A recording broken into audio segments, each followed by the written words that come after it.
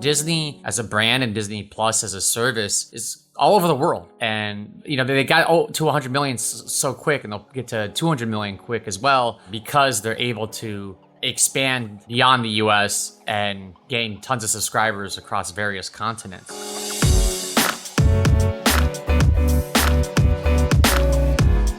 Hey gang, it's Thursday, March 3rd. Ross and listeners, welcome to the Behind the Numbers Daily, an eMarketer podcast made possible by Mountain.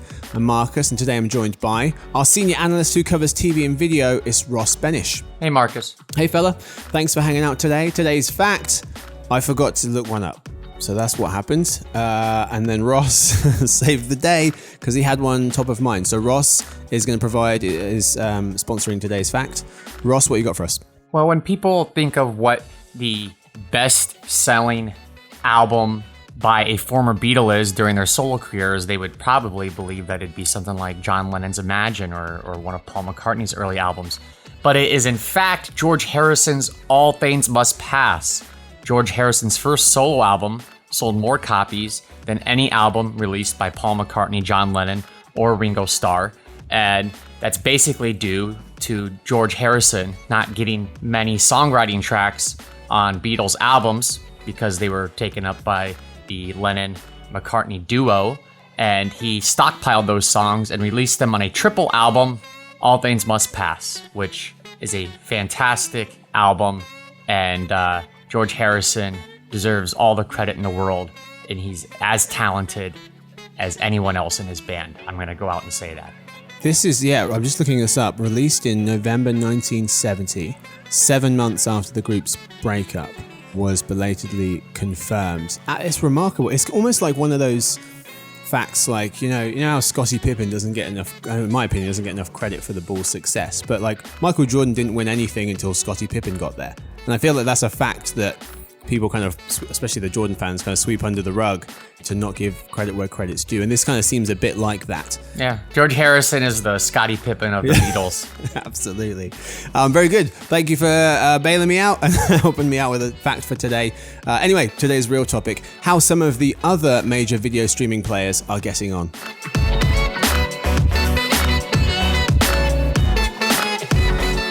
All right, Ross, today we are talking about some of those other video streaming players that aren't called Netflix or Amazon Prime Video. We're talking about Disney Plus. We're going to talk a little bit about HBO Max, and then finally end with Viacom CBS, who owns Paramount Plus. But let's start with the big one, Disney Plus. They added nearly 12 million new Disney Plus subscribers in Q4 to reach basically 130 million subscribers at the end of last year, beating analysts' expectations per fact set, notes Robbie Wellen of the Wall Street Journal. That's 130 million for Disney Plus, but growth at the other Disney-owned services, Hulu and ESPN Plus, pushed its portfolio towards the 200 million total subscriber mark. Netflix had 222 million subscribers at the end of 2021. So those numbers again, Netflix 222 million at the end of the year.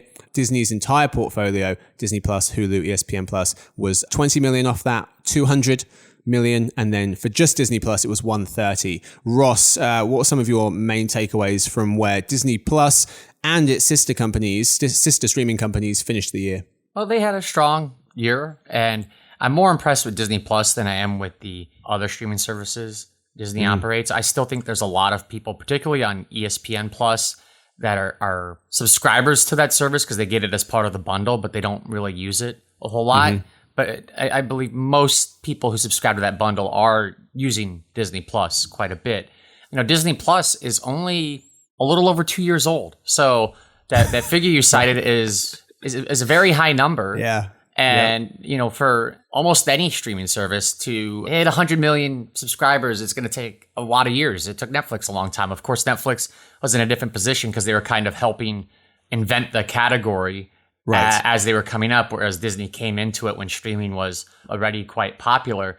But this is a huge amount of adoption in a short time. A strong Q4 when some other streamers did not have strong Q4s. And it's, come at a good time for Disney because, they're finally starting to open up some parts of their other businesses like their parks. Prior to that, they had been really, really reliant on streaming revenue. for their overall company. Now that they're able to do a few more things, they have more diversified revenue. But while that's happened, the streaming's still chugging along. One reason for healthy subscriber growth is often successful new releases. And why did they do so well in Q4? Disney pointed to several films and shows that buoyed Disney and its streaming services, including Oscar-nominated films like Encanto and Luca, as well as Spielberg's reboot of the musical West Side Story. So that's what Disney was pointing to, Disney Plus was pointing to. Ross, the Q4 numbers, they were said to have kind of eased concerns about slowing growth for Disney Plus. The company says they're still on track to reach 230 to 260 million Disney Plus subscribers by the end of 2024. That'll be up from the 130 they're at today. So basically doubling in the next, I guess they got 3 years technically to reach that number.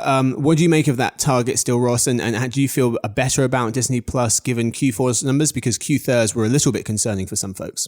Well, they haven't really ever reduced their guidance much since launching. Like they've always put out these big, lofty targets, and then they end up hitting them, at least so far. And, like I said, it's only been 2 years or so.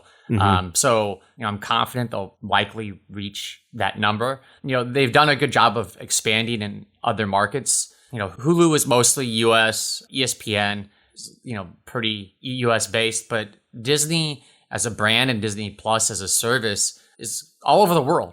And, they're hitting, they got to 100 million so quick, and they'll get to 200 million quick as well, because they're able to expand beyond the US and gain tons of subscribers across various continents. And I don't see that slowing down for them, really. Of course, they got the Star brand that is international too, but when we're talking about the bundle, we're usually talking more about the 3 US domestic subscribers. Right. Talking about international expansion, Disney Plus planning to launch in 42 new countries this summer, according to The Hollywood Reporter. That will include countries like Egypt, where there are 100 million people, Turkey, 84 million, and South Africa at 60 million. So over 40 new countries being added this summer. Also, Ross, Disney planning to spend $33 billion on new content this fiscal year. That's $22 billion on entertainment, $11 billion on sports and sports rights. Final question, Ross, on Disney. Senior research analyst Michael Nathanson thinks that Disney Plus needs to offer more content for people who aren't Marvel or Star Wars fans and who don't have kids. Types of content like Peter Jackson's docuseries The Beatles, speaking of The Beatles at the top of the show, The Beatles Get Back, which came out on Disney Plus recently and drove over 200,000 Disney Plus signups in its 3-day opening period, according to research company Antenna. Ross, Disney CEO Bob Chapek agrees with this, recently telling analysts the amount of general entertainment programming on Disney Plus would increase. How quickly do you think Disney Plus needs to ramp up general entertainment programming versus leaning on some of its more flagship franchises? I think you can ease into it because the service is cheap enough right now that even if someone's not using it very heavily, they're not as likely to churn as they are, more expensive services, because there's just not as high of a cost to it. Good point. But they do eventually need to have more on there than just Marvel, Star Wars, and a few Pixar films. It's I do think to gain growth with adult viewers, they're going to have some stuff that isn't just centered at kids. And Disney owns 20th Century Fox. Like they have a lot of stuff that they own that fits that criteria already, aside from even producing new stuff. I mean, they own a ton. Most of that they push to Hulu or to their cable networks right now, but you could see them start bringing more of that to Disney Plus. Mm-hmm. Disney said they made $4.7 billion, nearly $5 billion in total streaming revenue in the most recent quarter. That would be up 34% year on year, in part because Hulu, owned by Disney, raised subscription prices. Ross, let's move to HBO Max. HBO and HBO Max combined for 74 million subscribers globally at the end of 2021. That's 13 million more than the year before, and that's 5 million more than the quarter before. So that's 74 million total. That's the most subscribers added in any year during HBO's history, noted Molly Cahillane of Adweek. Domestic subscribers to HBO Max grew to 45 million in 2021, up 5 million on 2020. And internationally, HBO and HBO Max rose to nearly 27 million subscribers, adding 3. Ross, what are some of your takeaways from how HBO Max finished the year? Well, HBO Max, had a much stronger year this year.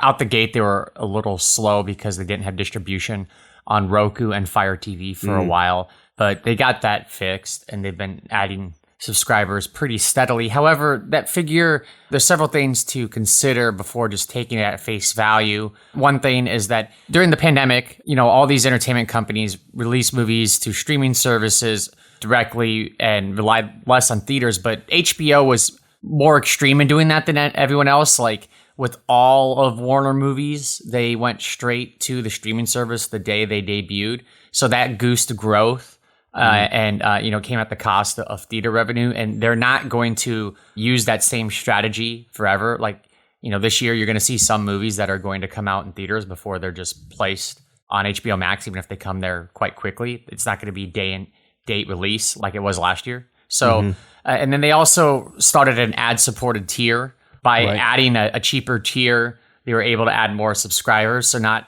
all those subscribers are paying the $15 per month. Some of them are coming in a little cheaper. But anytime you add a free tier, you're going to increase subscribers, not necessarily revenue, but subscribers. And then the other thing is that they haven't always been clear about how many of HBO total subscribers are Max versus linear TV. Right. And while the HBO Max figures are increasing and just linear subscribers in general are decreasing, there's still a fair number of HBO viewers who are linear only, particularly among boomers. So if you just factor in the linear figures, them adding another tier, and then taking all their theatrical movies and pushing them to streaming, those things inflate the subscriber number a little. Mm-hmm.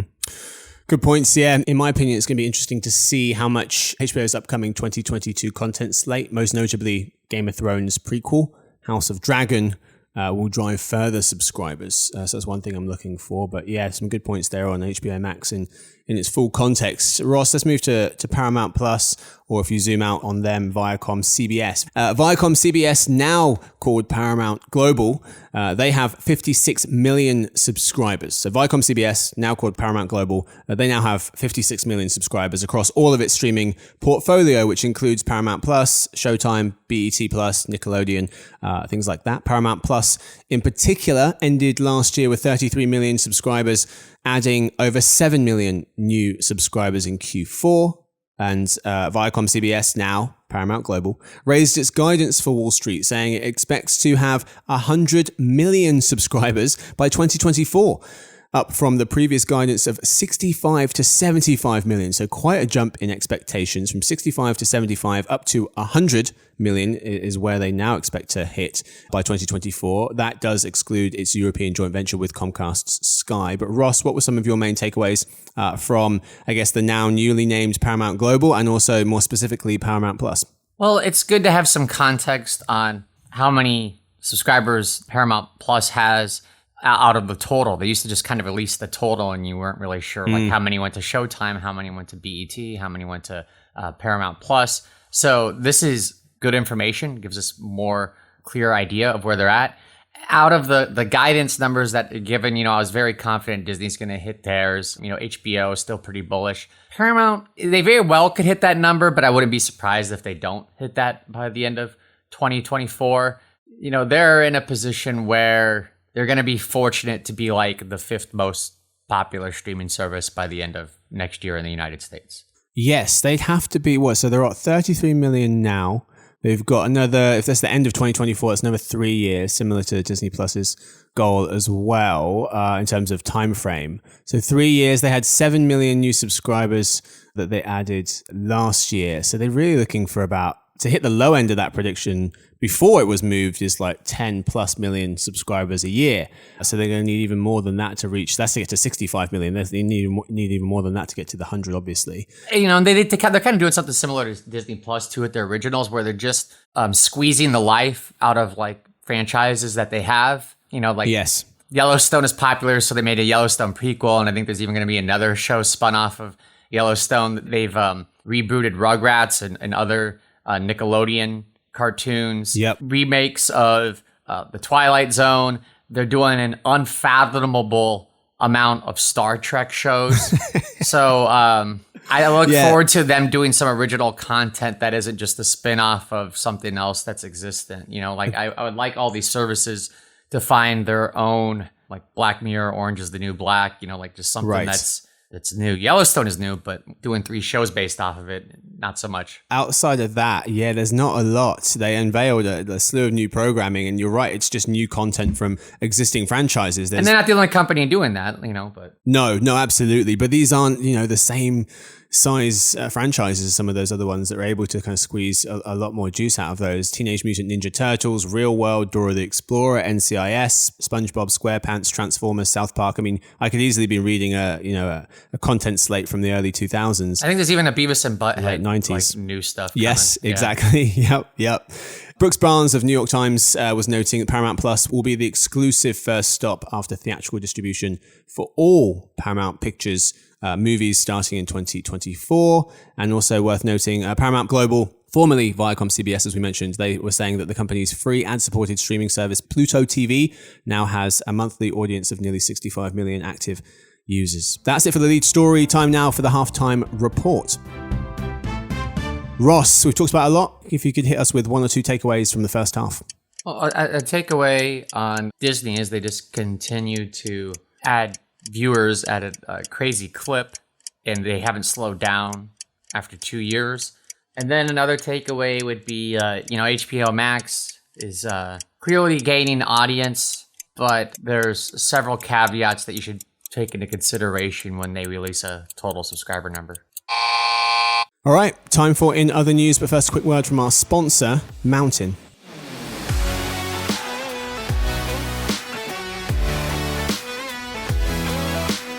Annual connected TV ad spending is expected to increase over 54% to $29.5 billion by 2024.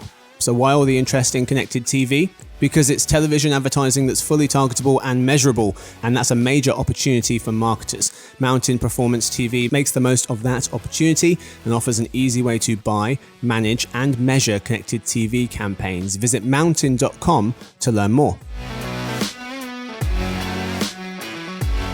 All right, folks, we are back today in other news. Why are folks cutting the cord these days? And how much can AVOD spending boost overall TV ad spending? Story 1. Why are folks cutting the cord these days? When asked what the most important reason was, 34% said they are watching via streaming services instead. According to a November 2021 MRI Simmons study, the next largest group, 26%, cut the cord because their TV package was too expensive. The third most likely reason, with 13%, was folks saying they wanted to cut down on overall expenses. A recent piece from Dave Frankel of Next TV zooms in on the state of cord cutting according to their analysis of publicly traded pay TV companies that cleanly break out quarterly video customer growth, because not everyone does. Hulu with Live TV and Fubo TV recorded significant gains in Q4 2021 in terms of subscribers. Comcast and Dish Sling were down, and numbers for DirecTV and YouTube, they're hard to come by, so they weren't in this analysis. But Ross, the current state of cord cutting, in your opinion, is blank. Endemic, meaning it's going to be with us. We're always going to have it. But, it's not necessarily accelerating right now. It's the cord cutting this quarter wasn't as drastic as we saw in some of the previous quarters. But every quarter, there's still fewer pay TV subscribers than there were in the preceding quarter. And that's, whether you count the virtual cable providers like Sling and YouTube TV or not, there's fewer total pay TV subscribers either way. Story 2. Advertising video on demand, or AVOD spending, will help boost overall US TV spending in 2022, estimated to rise 6% to $86 billion, according to Moffett-Nathanson research, writes Wayne Friedman of MediaPost. TV ad spending on AVOD platforms is expected to grow 43% to $11 billion this year from $8 billion in 2021. Mr. Friedman points to local TV stations and local cable benefiting from a bump in political ad spending this year as the midterm elections roll into town. Ross, the most interesting thing to watch in the AVOD world right now, in your opinion, is blank. Content spending. These ad-supported services, particularly the free ad-supported services like Roku Channel or Pluto TV, Tubi, they usually rely on old content that they license, stuff that's been around forever, like Walker, Texas Ranger reruns. But they have been getting into their own programming, and that makes them a little more unique, gives you a little more reason to go to them, which could give advertisers more incentive to put money behind them. So look at how much these companies are going to spend on content in upcoming years. And that is all we have time for. Ross, thank you so much for hanging out today, friend. Thanks for having me. Of course, thank you to Victoria. She edits the show. And thanks to everyone listening. We'll see you tomorrow, hopefully, for the Behind the Numbers Weekly Listen, an eMarketer podcast made possible by Mountain.